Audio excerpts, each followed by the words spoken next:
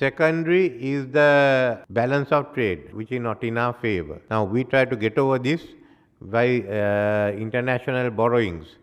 Now that is also going out. So now we have to look at economic growth. We are on our own. I think this is the only way Sri Lanka is going to have growth. So firstly, we have to have a very competitive economy and we have to reach out. This is why we are having trade agreements. We've even applied to join RCEP. We are having trade agreements we are negotiating with India, China. We've finished with Singapore. We are about to conclude with Thailand. We'll have to go back to EU to deepen our trade relations. So these are some of the issues we have. That it means our economy must be more competitive. Secondly, it has to be digitalized.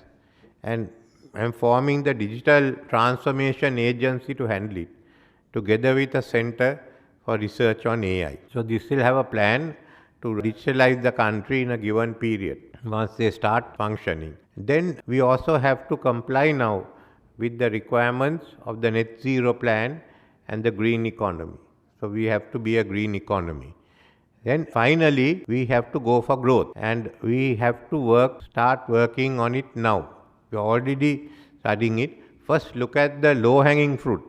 Let's go there. There are other areas like we can get foreign investment, different areas. Some of it takes 3, 4, 5, 6 years. I've seen how it worked when we were there in 1977. So first go for the low-hanging fruit, one of which is basically tourism. Tourism this year will get half of what we got in 2018, but next year we'll get the full amount, and thereafter we can start increasing the rates, but to do so we need a good product, and that's been discussed now with the industry. Secondly is agriculture.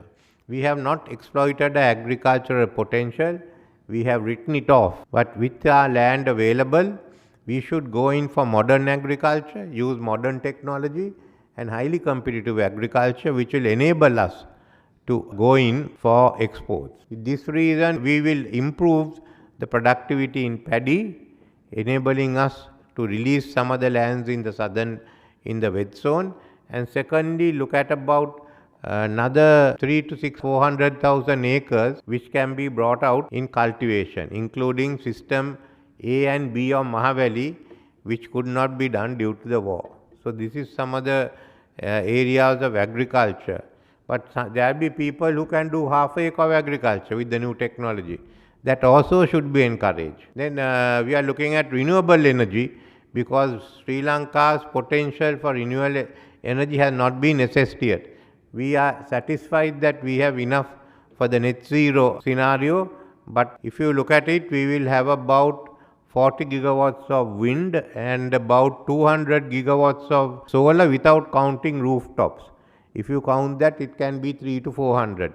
So bulk of it can be used certainly for export purposes, including selling to India. This means that there are people from abroad who are willing to invest in large projects, and that large projects means billions of dollars coming into Sri Lanka as investment. Then we must also go into the whole field of IT and everything that's built on it. For that we have to establish more training institutes, which can be done by the private sector. We can always fund the students who go there. Another issue is going to be artificial intelligence. So we put aside about 1.5 billion rupees to start our research and development on artificial intelligence. So there are many other areas like Sri Lanka becoming a regional logistic hub, the new industries that will come in, there will be new technologies coming in, but these are the 4 areas. Finally, we have to go for growth.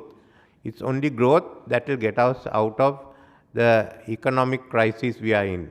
Otherwise, in another 10 years, the latest, we'll be back here again. Next time, there won't be the help we got this time, and we'll be in an eternal mess. So it's a challenge for Sri Lanka. And in this, the Inland Revenue Department and the other revenue departments have a big role to play. Because as we grow, we have to ensure that all that is due to the government comes to the government, and the rest is done. So it's a complex situation, I know, but nevertheless, it's a challenge we can take and a challenge we can win. So I thought of informing all of you so that we will know the path we have to travel in the next 5-6 years.